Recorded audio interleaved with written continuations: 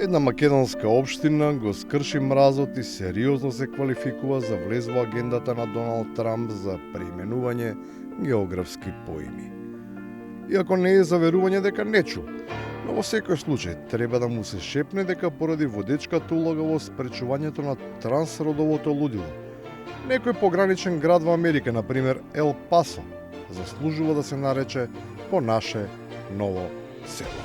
Исто така, на што можеме како состав на советници и градоначалник може сме горди дека сме првите кои што донесовме и дефиниравме што е маж, што е жена. Некои општини знаат што прават, некои како да немаат поим што се случува. Па дури на самите седници, каде не само советниците, туку и председавачите, ги оставаат отворени дилемите околу уредноста на процедурите и делуваат збунито. Една одлука што е битна за нас и битно да ја усвоиме на денешната битна седница. Процедурата деловникот е итна. Јас рекав итна, па ако е редовна, не е вонредна. Вонредна знаеме како правиме. Од денес за денес или од денес за утре. Ова е итна седница. Редовна, ама итна. Но статусот на седницата воопшто не е важен кога станува збор за парите. Тоа што тешко се стигнува до кворум и до одлуки важни за граѓаните се должи на правилата на игра кои се устроени по мерка на членовите на советите. Тие само се куцаат со картичката и исчезнуваат. Колеги, не е прв пат советници да дојдат на првата точка да се потпишат за паушалот и да заминат. Сега тоа имавме одлука да го регулираме, па изгласавме да не важи таа одлука, така да тоа е тоа. За своите се кротки, ама за парите на граѓаните се многу бучни и силни. Лесно е да се чепка во туѓиот джеп, па како најголеми озборувачи кажуваат кому колку треба да му се покачи ѓубретарината, оти премногу ги полни кантите за смет.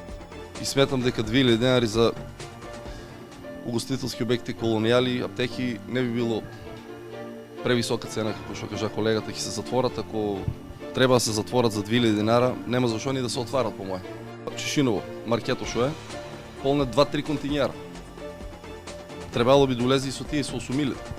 Не се знае дали пред маркетот во Чешиново се сече чајна со вегета, ама муабетите кои ги прават советниците се близу до тоа ниво. Вистинска среќа е што камерата и микрофоните бележат се, па дури и тоа за кое се мисли дека не е за во етер. Кој кај што сака праве, кој кај што го првне што сака праве. Е, по барање на колегата Пенчо и советнички прашања. Ако дојде. Не, може да сакаш и поставиш и после го запишем. Не сакам да го запишам, сакам очи да го гледам што ме говори. Тоа што више... Не снимам, Снимам.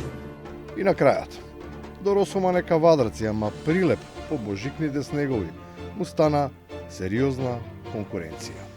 На улицата Петта Прилепска стазата одлична, таа е во две правци, може да се користи за паралелен слалом. Улица Крумево Наровски, добра е стазата за велеслалом, а па улица Борка Талески за спуст. Тоа што во Прилеп можело да се скија, не значи дека како и секогаш кога ќе падне снег, поради зимската служба, граѓаните се насакани.